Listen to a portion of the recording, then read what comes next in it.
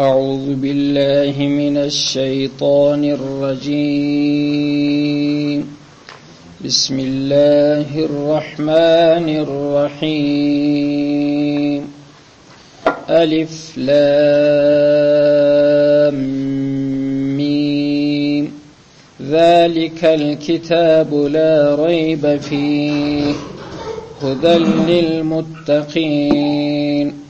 الذين يؤمنون بالغيب ويقيمون الصلاة ومما رزقناهم ينفقون والذين يؤمنون بما أنزل إليك وما أنزل من قبلك وبالآخرة هم يوقنون أولئك على هدى من ربهم وأولئك هم المفلحون. صدق الله العلي العظيم. نو چیر درس پر دغه ځای ولاړو چې هدى للمتقین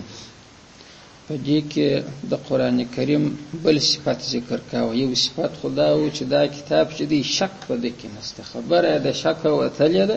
پښتانه وایي د مسلمان غي سپینه مامدینه ده، د قرآن غي سپینه مامدینه خبره چاته کې کافر هغه ته د کفر خطاب کوي، که مؤمن هغه ته د مؤمن خطاب کوي، او خبرې صفا صفا د شک وتلې. دویم صفت د کتاب دا دی چې هدى للمتقین، هدن دی لارښوونه ده للمتقین د پاره د پرهیزګارانو. د هدایت معنا ستاسو ده، دلته مش په معنا د لارښوونه عام خلک په پیژ قرآن لار شي او چاته شي د پاره د متقینو. وس دلته سوال ورګي، سوال دا ورګي چې نو لار چې څوک بیانې قرآن چې د خپل بیان کوي چې دا حق دا باطل دا حق دا باطل، دا یوازې مؤمنانو ته ګرځي چې پر دنیا باندې یو څوک د عقل خاوند خو هغه چې بیان شروع دی للمتقین څه معنا چې خاص کړ چې د هدایت لارښوونه د متقینو پرهیزګارانو ته. قرآن خپل بیان کې که متقی دي ام بیان ورته کوي، که ګناهکار دي هم ورته کوي، که مؤمن دي هم ورته کوي، که کافر دي هم ورته کوي. نو د متقین ذکر کول دلته څه معنا؟ خدای شو چې هدى للناس د ګرد خلکو د پاره هدایت دي. دا متقی دلته چشکی د دې دا جواب چې دی دوه قسم دی. یو دا دی متقی التدویه معناوی لري. متقی په لغت کې پرهیزګار ته وایي د کم کار څه چې دته تاوان کوي، د سره ماته خټکی تاوان کوي زیان نخرم، نو زه متقی یم پرهیزګارم د خټکی څخه ځان ساتم. یو بل سړی ته د مثال په تور د سګریټ دود تاوان کوي، نو دی چې الکه څوک ولګي جر سرجمه ټینګي کی تقوا کوي. تقوا څه معنا؟ ځان ساتي د چا څخه د ضررناک شي، چې هر شي چې ضرر سړی ته رسي د ځان ساتي باروي پلانې په پریز کې دی. پریز دا معنا چې د ضررناک خواړه نه خوري. نو د لغت لاري ودغه ته متقی ویل کیږي. یو د متقی اصطلاحي معنا ده. متقی په اصطلاح کې د شریعت هغه چاته وایي چې د اوغه شیانو څخه ځان ساتي چې اخرت ته تاوان کوي. دغه ته په شریعت کې متقی نه وایي چې زه خټکی نه خورم نه را باندې لګیږي، بل وایي زه خواږه شیان نه خورم شوګر نه را باندې لګیږي. دا ته په شریعت کې متقی نه وایي. متقی هغه دی چې د اخرت لپاره نه پر لګیږي، برای په اخرت کې چې بیا د وجهته کشي تابع ولا کلر وسلا دا ګنا نه کوم دا نه کوم دا نه کوم دا. نو چې دا دوه معنی وستیسز داس ولې یو معنا چې واخلې د متقی هغه لغوي معنا واخلې. متقی معنا چې د ضررناک شیانو ته ځان ساتي، قرآن د هغو د پاره هدایت دی. نو په هغه لغوي معنا خو برګرد تر لاندې سو چې د آخرت ته ضرر ځان ساتي هغه ته متقی ویل کیږي. چې پر دې دنیا د دې ضررناک شیانو ته ځان ساتي هم متقی. معنا هر انسان د ضرر څخه ځان ساتي. نو چې دغه د تقوا معنی په ځین کې غواړي چې د ضررناک شیانو ته ځان وساتي، برکه دغه سم د مؤمن دي که دغه بل عاصی دي که فاسق دي که کافر دي ګرد تر لاندې سول. نو سوالګر سره ختم سونه ورګي چې دا ولې وایي د متقینو د پاره هدایت د ګناکارانو د پاره برم خو ګناکار ام متقی دي دا بل ام متقی دي. ولې لغوي معنی مراد که اصطلاحي معنی مراد کې د متقی چې برا د آخرت ته ضرر څخه ځان ساتي. برا سوال ورګي چې د آخرت ته ضرر څخه ځان ساتي هغه ته د قرآن لارښوونه کوي. نو وابل کې نه کوي چې ځان نه ساتي د آخرت ته ضرر څخه هغه ته لارښوونه کوي. دا خو بیا جلاده چې د عمل نه پکې. نو بیا جواب پر دغه تقدیر چې سوال وارد سي بار نو جواب دا ورکول کیږي چې دا داسې مثال دی. زموږ بیا دوه مثال پیش کړئ په دې خبره پیږي. یو سړی دی اولادونه لري 15 شپږ په دا 5 شپږو کې چې نو دی دا یو زوی چې دی دا نو ارګړی د بابا سره بابا دا کار وکړ بابا زولارم بابا زرالم ارګړی بابا خبره یې کدی خبر دی بابا چې بچی په پلانې علاقه دی کرالی خبر دی چې زه دایم په خیر را ورسېدم پلانې کار وکم کې نه وکم دا نور چې بیا دی کای چې مېشت ورکې بل ورځ ویني دیم دا نه وایي چې چیرې تلیم کول مې چې شپره واپسې ورکم که په ناره واپسې دلې هغه کارونه کوي چې بابا په زیریږي هغه دماغ چګر سره پر لپټاوي په هغه کار اختی نو اوس خو د شپږ سره زامن دي مګر دا نو خلکو ته وایي پلانې مې نو زوی دی ایو پکې کیات نو خلک به دا سوال بار پر د باندې کی چې نو دا 15 رمونی دي نو دا سوال پر د نه ورګي په زیواله دا معنا چې نه د زوی چې کوم مقام دی هغه د خوندې کړی دی دا نور مزامن دي مګر دغه وړ ولاکه چې سړی په زوی ورته وای نو ګوره شپږ زامن دي مګر دې په مجلس کې څه وای پلانې مې نو زوی دی په دې باندې نور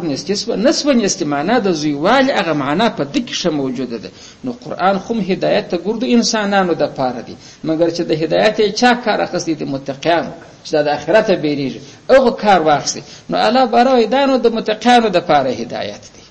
کنه دا نور د پاره خو هم دی خو نور دغه نه دی ورته سره ته چې د پاره هدایت لري چې د پاره هدایت خو د بکار نه اخستي نو چې کار د ځنی واخلي نو خود الله د یاد کی کنه دا نه معنی چې قران یوازې متقی ته هدایت کی یا بلکې نه کی دای په دغه ارزي چې سره یاد کی په دې مثال کې دای استسقوی دی یا به بل مثال مخکې یو سړی دی په کلی کې مطلب لاس لپاره مل ماړه کړو شت ډوډۍ کړي دسترخوان په نعمتو آباد دی نو چې ورله یو دوه نفر چې دا شخورنده نفر هم د صحت هم برابر دي ابس نو چې یو خلاصي الکه پلانې روان نقطه غس نه خوري هغه خلاص کې ابل ته روان نقطه غس نه خوري او نور نو ناس کې مازه د لاس داسې ور روان وګرځي پریزیان نه جوړه خلک چراووز بارون د خلک څوي دا مل مستیانو پاکستان د پاره کړو کنه هغه خلک خو لسره ملمانه کړو دې څوي برای دانو پاکستان د پاره کړو د دوایاتي برای نو خو دسترخانه ګټه اصلي تسی واخستل خو د سرخان ګرځه غابونه مور پاک را وراخ وس ما اړس واسر باندې لګیدل هم نو مې مستیا د ګردو د پاره ده مګر په عرف په اصطلاح کې خلک څوي دا نو ستې د دوه د پاره واکې مې مستیا نو د قران هدایت الارشونه عامه د څه انسانیت ته ده مګر چې ګټه دغه خلک پرخته چې د اصطلاحي متقین چې د آخرت بیریر الله ویدان الارشونه د متقینو د پاره ده په سوال هم پوس واست هغه کسان چې د قران کریم سره جوړ نه دي هغه د قران کریم پر آیات سوال ورغلي دغه چې برای خدای د خبره کړې ده هدل للمتقین بل ځای بیا وایي هدل للناس چې پلاوه د خلکو ګردو د پاره هدایت کې مسلمان دي کې کافر دي بل ځای بیا وایي خاص د متقی د پاره موږ د متقی په دغه خاطر باندې ویل دغه په هغه صورت کې چې د متقی څخه هغه اصطلاحي معنا واخلي کله غوي واخلي خو دغه متقی او الناس فرق نه سره لري هر انسان ځان د ضرر نه کوي څخه ساتي نو دا خو خلاص سو دا خبر اوس خبرې ترازو متقی چې دی متقی باید معرفي شي چې دغه شرعي متقی څوک دی اوس خو چې ار سړی روان دی وای زه متقی اوس کته چې د بازار تور ووزي د عام خلکو سره کښینی ګسره بد سړی نسته بد سړی ګسره نسته ټوله د بل څه په شکایت کوي چې معنا زګر د برابر مخداري متقی دی رب العالمین د متقی معیار درته ټاکي چې د متقی د پاره زوی معیار درته ژدم معنا دغه ترازو درته ژدم په دغه ترازو وته لکه پر وخت متقی دی کنو براغه د خلیه دی ویږي هغه په شریعت کې اعتبار نه لري د دعوت دلاره خو يهودون ویل ول جنت به مش بل څوک لا کولار نصارا ویل بارا چې نصرانی دي د جنت دار ولا کسره وس نو په دعوه کې کدی خو خبره بسې وای او حال د دې بده دوزخ ورلوړي نو متقیم دا رقم دی معیار نو انسانان درې قسم یو متقی د حقیقي مؤمن یو سوچ کافر یو منافق الله رب العزت چې دی دلته به د متقی د مؤمن په درو آیاتو کې تاسو ته بیان وکي په درو آیاتو کې مؤمن سم معرفي کیږي برای پیژني چې دغه متقی دی د مؤمن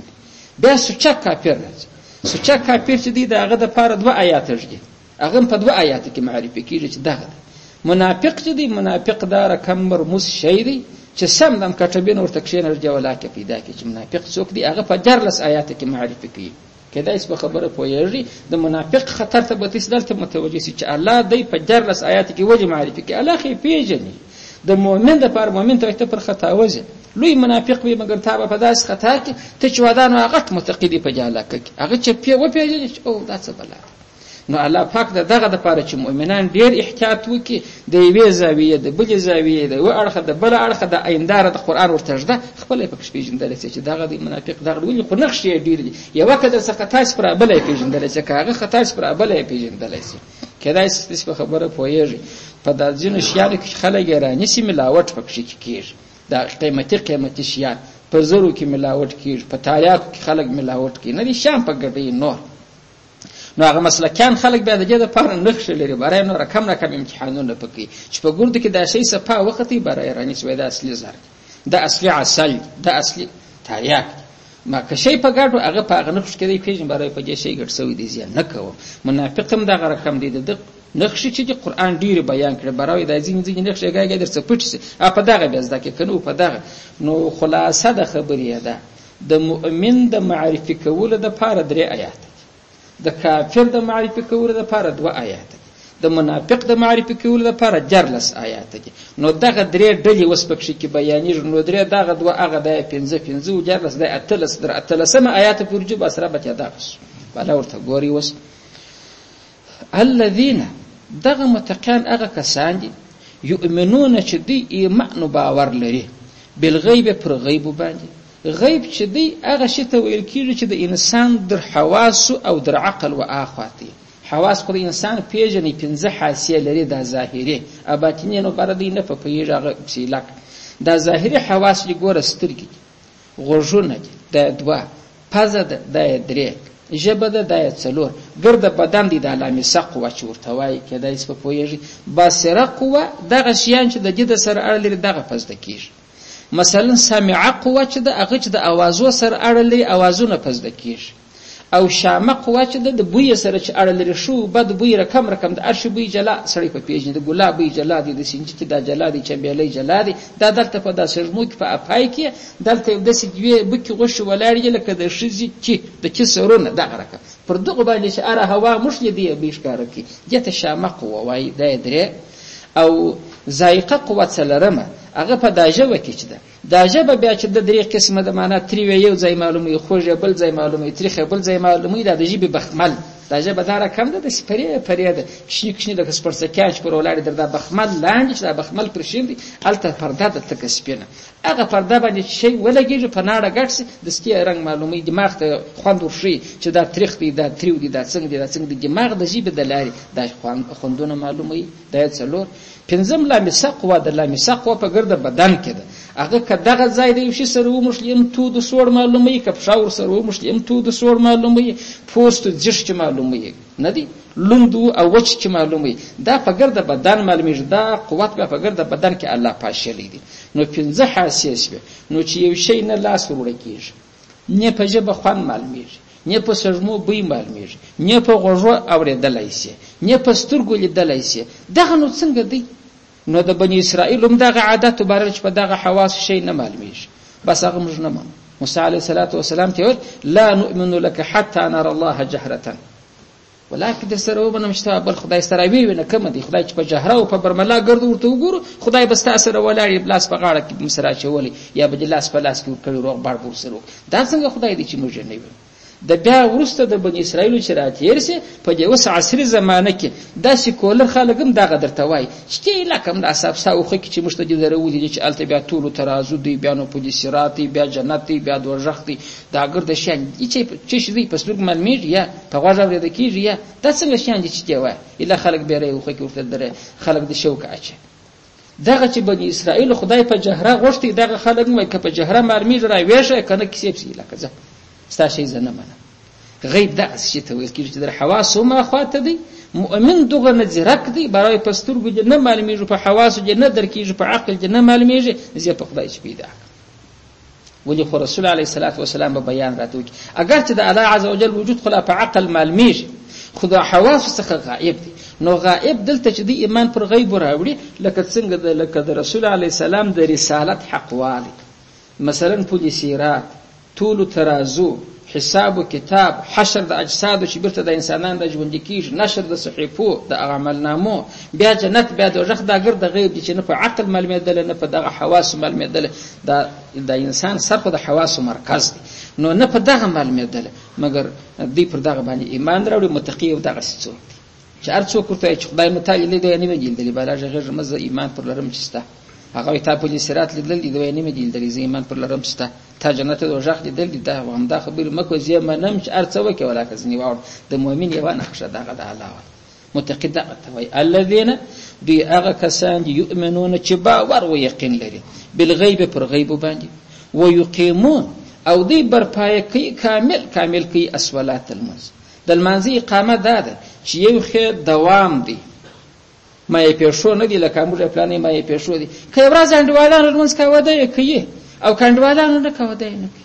جته دا نه ویل کېږي چې د اقامه د المنځ کې بابا دا خو چې دی کوم دی چې د المنځ اقامه کوي خو اوته کې دوه کوي نور بیان نه کوي یا څوک په شواروس کې تقسیم ورکوي د مازګر غي کوي چې دی وشتي د ماپښین غي کوي چې دی وشتي د ماخستان غي کوي واس ورسېدي کوي د سحر غي علی دوام چټي جته اقامه د المنځ نه ویل کېږي یقیمون الصلاه دغه دي چې د المنځ دوام به دایا بل به دا دوام په وختو کې په خپل وخت کې به کوي قضا کوي بل به فرائض او شرایط او سنن دا ګرځي مراعات کوي ټول دا فرضي چې داخلي فرضونه دي کې خارجي فرضونه چې دا ګرځي مراعات کړه دغه تون اقامت بره د چاو کې د المنځ نو دوه ما نقشه دغه د چې یقیمون الصلاه دی بر پای کول د المنځ کې دریم ومما رزقناهم ينفقون ومما او د هغه شیانو څخه رزقنا چې موږ په رزق ورکړي دي هم ودیته ينفقون انفاق کوي انفاق مصرفول نو چې ومما د هغه څه دلته ما یاد کې د سینول چې من الاموال یا ومما د هغه شیانو څخه هغه شیانو کده ته الله علم ورکړي د علم انفاق وکي کده تعالی دنیا ورکړي د دنیا انفاق وکي دا ګرځي د الله د طرف ورکول سوي او دې ته به متوجه است رزقناهم الله چې موږ ورکړي دي په دې کې ودا خانانو ته جلاوري ورکړل چې لاس م پر ریږ د پر ځي زکات نشي ورکول الله خو ما در کړی دي کې مې در سواغ په خدای کې شی لا بیا وي ومما رزقنا د هغه مال رزقنا چې موږ ورکړي دی الله استا دی لا ولا کز ما پیسې د امانت مې ته در کړی دي چې تا کری کڅ وې د زوی یا د وراره یا د بل ولاري او غوته ورل نو رزق زما دي ستا په لاس کې دی انفاق ځنی وک دوس کستا خپل وای ته په ریږ دی چې ولې ورک مالای د خستا خپل نه دي ما در کړی دي نو ما چې تا در کړی خو بیا ستا څخه مخ بیا بل تور کوم کته شکرانه ادا کړي انفاق کوم انفاق ځنی مرادي انفاق اول فرض انفاق لکه زکات پر انسان باندې فرض دي د ماینه نفقه پر سړي باندې فرض ده د کوشنی اولادو که ذکر دي که وناس پر فرض ده او چې غټانی شي د لورو نفقه چې نه یو څه نفقه پر فرض ده یا پر سړي ته شل ورور یا ګډ ورور یا وروند ورور د غاړي دی بلکې هغه ځامن نه لري پر دینه نفقه فرض ده فرض نفقه دغه د نفقو بیا جلا واسطه په هدايه کې بیا وګوري چې د ارچا نفقه په کوم وخت کې پر سړي باندې واجبېږي نو دوی چې د و مما رزقناهم څخه ينفقون انفاق یعنی اول دا فرضي ورلره ورکي تر هغه ورسې بیا واجبې دي لکه صدقه الفطر ولا مثلا سرسایاس و د کوشنی اختر اضحیاس ولا دا بیا ورسته د مثال په تور بیا دا نه پلیږي په کلی کې مسکین لو خار او غریب دی بیا دغه دی بیا به دا ورلره ورکي نو درېمه نقشه ده وس د متقین نقشه ته زده کړې متقین څو نقشه و درلودل درې دلته بیان سولې ایمان پر غیب دی لري پسترګو په شی نه دی لري فقط چې رسولان ورته وایي د یمنی ورسره دوامه د المنځ بر پای کې دل کې همیش تخبرو فرضي او داخلي فرضو سره او بل د هغه څه چې علاوه ما پر اسکول ورکړي ينفقون دي انفاق مصرف کوي دا مصرف نه هم ته دا مصرف دي یو سړی دی واده دی برشه ډولو د مامه راوسته پیسې ورکړه دا نه دی په هغه شیانو کې چې الله امر پکړ دی انفاق په هغه ځای کې کوي هغه د نقشه ده هغه بل چې په ناروا کې مصرفي هغه د متقین نقشه نه ده هغه د مؤمن نقشه نه ده هغه د ګناکار نقشه ده هغه د شیطان ته نو کړی د پیسې د په ضرر تمامېږي په ګناه کې تمامېږي سبا الله تعالی پرانیس چې دغه پیسې په دغه کې ولې مصرفول دا خو ما پیسې ما در کړی او تا په حرامو کې مصرف کړل وسکه خبره ته متوجه سي د متقین څو درې نقشې خبره سره خلاص شو دا پسې ولذینو ایمنون بلا پلان نه وایي وس دا سره کم دی دلته خبره ته به متوجه است قران یوازې په دې درې خبرې دی نه لکه دلته هغه اساسي په دین کې اساس موږ د دین چې دی اول عقیده ده دا یو پسې بدني عبادت کې عمل بیا مالی عبادت کې الای هغه مرکزونه وروشول چې یؤمنون بالغیب چې د ایمان پر غیب لري غیب نو کم شي یعنی خدای د عقیده شانګر د غیب پر دغه ګرد عقیده په شکل چې د مؤمن به یو عقیده سمي کې عقیده خراب او متقی خلک نه بوجي چې د عقیده د نجاسات ډک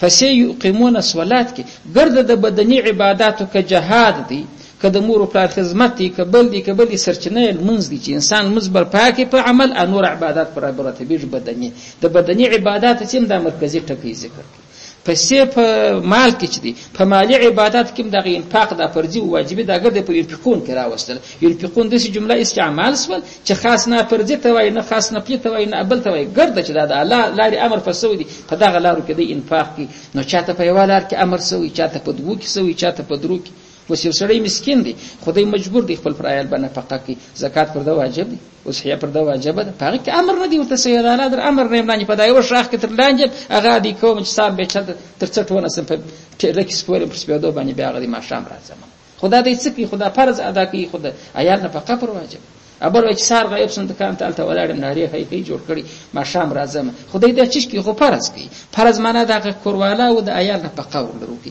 ينفقون دغه سي جامع لفظ دی. نو ګوري مال دغه عبادتو چې متقی باندې جد او هغه مرکزونه ذکر کړل، هغه عمده عقیده د بدن عمل منځ پاغي کې ذکر کی چې معنا نو ګرد بدني عبادت کی، او هغه انفاق ذکر کی معنا چې پر د واجب هغه ګرد کی. دوهم والذین او هغه کسان دي د متقین یؤمنون چې ایمان لري بما پر هغه کتابو انزل چې نازل کړی شوی دی الیک و تات ای محمد، پر هغه کتاب باندې انزل چې نازل کړی شوی دی الیک و تات، و ما او پر هغه کتابو انزل چې هغه نازل شوی دی من قبل کدر مخسته، تر نبی علی السلام د مخه کوم تورات او انجیل او زبور نو نازل شوی. د متقی بل نقشه دغه د چې یو به ایمان پر چال دی پر قران، او بل به پر مخ کتابو چې د نبی علی السلام نازل شوی دی پر هغه بم ټول باندې ایمان درغه صحیفه چې دی کدا غټ کتابونه دی پر ټول باندې ایمان لري. دلته وس یو سوال واردېږي چې شنو چې سړی ایمان پر چا راوړي، پر قران یې امر راوړي، پر دا فرض ولدی به ایمان لري، او پر نور کتابو ایمان نه لري. یو سړی دغه رقم ناسب راځي شکر دی قران شریف منم، نور جنو تورات او انجیل او زبور ولا کا و منم. دا اوس متقی دی، زمدا کافر دی. متقی د کې خو مؤمن لا نه دی چې د قران منی نور کتابونه بد الله تعالی غیر نه مني. ها وسوال وارث چې شم لا سب دا برکه کافر دی. و نو بیا اوس کې یو سړی په تورات عمل کوي، لکه دا يهود مش په تورات عمل کوي، نصارا مش په انجیل عمل کوي، یا نور د داوود علیه السلام چې مش په زبور عمل کوي. نو خو هغه برکه کې متقی مرویا ایمان او عمل پر لجلاج دا م پر لګډوي. ایمان او عمل پر لجلاج، ایمان چې دی پر ګرد کتابو چې د الله د طرفه څخه نازل شوی دی فرض دی، که چا پر یو کتاب ایمان نه درلودي دا نور منل مؤمن نه دی. عمل ته چې بیراله عمل به د قران ما چې په نور ټول کتابو حرام دی، په قران به عمل کوي، نه په زبور د اخلاصي، نه په تورات اخلاصي، نه په انجیل. نو تشبه ایمان او عمل سره جلا کوي. دا جلا بابونه دي د ایمان مسلې ته کراله. زمر د نبی علی السلام امت چې په دا امت کې ځان داخلي ځان مؤمن بولي، دی باید پر ګرد کتابو ایمان راوړي، او که عمل ته کراله عمل به یوازې په قران کریم کې ولې هغه منسوخه شوی دی. وز دا خبره تی سره جلا کړه چې ایمان جلا دی. الله دغه سوی چې ولذین یؤمنون د څه نه دي چې ولذین یعملون کې ویل چې هغه کسان چې عمل کوي پر دا کتاب چې قران چې پرته نازل شوی دی، او پر هغه کتابو چې مخکې نازل شوی دی، برابر تا ویل چې نو يهودم خلاص ولا سارام خلاص واغ دی غیبه په هغه کتاب عمل کوي. دلته د ایمان مسله ده. په ایمان کې کتابونه ګرځي پر برابر دي، پر ګرځي بس هم ایمان راوړي، او عمل ته چراله په عمل کې ګرځي نه دي برابر دی، هغه عمل منسوخ دی، حرام دی، په قران به عمل کوي. نو اوس په تیس په ځل کې خبره جلا کړي چې الله یؤمنون ویل دي، د عمل او د ایمان خبره سره جلا. دلته مې یو بل خبره هم زده کړه. اوس د دنیا ګرد کفارو او د دې هغه انډوالانو چې په مسلمانانو کې لري لاس سره ور کړی دی ګرد، بس د مؤمنان ګرد دهشتګرد، د مؤمنان ګرد دهشتګرد، بس یو شری دی راولاړي. دا آیات کریمه د دوی رد کوي چې بابا زه دونه قدر صلح طلب یم، زه دونه قدر مصلحت غواړم چې پر تورات ایمان نه لري زه مؤمن ولا کبول، چې پر انجیل ایمان نه لري زه مؤمن ولا کبول، مرور ځان ته نه بول، چې پر زبور ایمان نه لري، په صحیفو باندې ایمان نه لري، ستا پر نبی چې ایمان نه لري، زموږ په مذهب کې مؤمن ګر سره نه دی. پر ګرد انبیاء به ایمان لري، پر ټول کتابو به ایمان لري، پر قران به لري مؤمن بول. نو شخه بس ته چې پر قران څوک ایمان لري هغه ته نه مني، ته پر قران ایمان نه لري، ستا د خدای قران اهانت کول کیږي، په کوڅو په نالي په کومو کې غورځي، ستا د خدای ما د رسول اهانت کول کیږي. وس دهشتګر ته سولساتي زم کته خصوص حزغ واره مزام ستا پر کتاب ایمان فرض دی. زه ایمان په لرم چې تورات حق دی، انجیل حق دی، مګر هغه تورات انجیل چې الله نازل کړی اته چې لیکلي دي غلطي دي پکې کړی هغه نه. زما د خوا د صلح نه منګور ته خلاصه ده چې وروره زه تورات انجیل زبور د الله کتابونه ګرځه زه به نن پر ایمان مې دي عمل نه پکول کېږي د عمل دپاره الله په قرآن منسوخه کړي زه ټول رسولان 1,40,000 منم که د یوه رسول د یوه نبي څه څوک منکر سي کافر دي ته زما نه نبي منې نه زما قرآن منې اهانت الله جلا کوي اوس پر ما د دهشتګرد نوم پروت دی پر تا د سوله ساکي نوم پروت دی دا اوس د عقل قضاوت دی کېدای شي په خبره پسې پوهېږي قرآن دغسې د صلح کتاب دی ټول خلک ځان ته راکشي چې خلک قرآن پرې ویل په لغتو یې پرې وایي چې دا زما ضد دی ستا ضد نه دی خو ستا دغه دی الله پاک د متقي دپاره دا نقشه وټاکله والذین هغه کسان چې د متقیان یؤمنون چې باور لري یقین لري بما پر هغه کتاب انزل چې هغه نازل سوی دی الیک و تا ته و نبي علیه السلام ته وایي وما او پر هغه کتاب انزل چې هغه نازل سوی دی من قبل که در تا د مخه چې نور کتابونه نازل سوي پر هغوم ایمان ولري داخل بل وبالآخرة هم يوقنون بل وبالآخرة پر اخرنۍ ورځ باندې هم دوی یوقنون یقین کوونکي دا یې پوخ یقین دی چې دنیا یې ورځ ته خراب لري ګرد دنیا خرابېږي آخرت بیا راځي سوال و جواب کتاب په آخرت کې نو بره د آخرت خبرې ګرده راټولې سولې آخرت نو چې دا قیامت دی بیا نو سوال و جواب دی طول و ترازو دی پل صراط دی جنت دوزخ دا ګرده په آخرت کې درج کې نو پر آخرت هم دوی یقینون باور لري دا مسلمانان چې د نبی علیه الصلاة والسلام په زمانه کې چې هم دوه ډلې وه یو هغه مشرکانو په عربو کې هغو د مخه قیامت نه مني دا مشرکانو نو الله پاک د هغو صفات ذکر کړه چې یؤمنون بالغیب غیب هغو نه منل چې خدای چیرې دی بل چیرې دی بل چیرې دی ایمان پر غیب او اقامت المنځه او د انفاق دا یې هغه ډله یاده کړه دا والذین یؤمنون بما انزل الیک وما انزل من قبلک دا یې بیا دغه ډله یاده کړه چې د مخه یهودي وو پر تیر کتاب ایمان وروسته اسلام په نصیب سو برای پر قرآن ایمان راوړي دا ډله بیا دلته په دې آیات کریمه کې ذکر کړي چې اهلی کتاب و بیا پر قرآن باندې ایمان راوړي کېدای شي په خبره تاسو پوهېدلي یاست والذین یؤمنون بما انزل الیک وما انزل من قبلک وبالآخرة هم یوقنون او پر آخرت باندې یقین کوي دغه متقیان دغه کسان چې داخلي اوس نو د دغو صفتو خاوندان سي الله څنګه وایي اولئک علی هدی من ربهم اولئک دغه کسان دا د اولایکه اشاره چې د طالبان تیس په خبره پوهیږي و دا الذین تده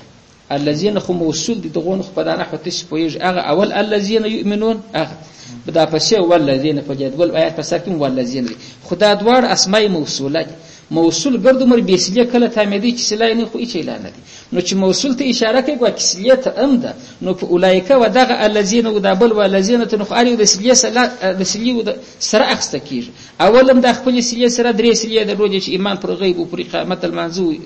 او انفاق کوي دا بل چې دی هم سلیه د روج چې ایمان پر ما انزل الیکو او ما انزل من قبلک او پر اخرت یقین درلول نو اوس په ته د اولایکه ترجمه څنګه کوي اولایکه دغه موصوفین په دې صفات ولې خو اشاره او موصول ته دغه سره سلیه مراد کیږي هغه سلیه ګرد حکم د صفاتو لري نو ان اولایک دغه موصوفین په دې صفاتو چې دغه تیر خلک چې د آیات او د صفاتو سره و چې ذکر شو علی هدی من ربهم دی په هدایت کې من ربهم درابه صددي د علی کلمه ته بم فکر طالبان علی خو د استعلا د فار راځي لکه سړی چې پر آس پوري الله دغه کسان چې دغه صفات پکې کې وای دی پر هدایت پکې د یجک سپور دی سړی چې د پښو لاندې کې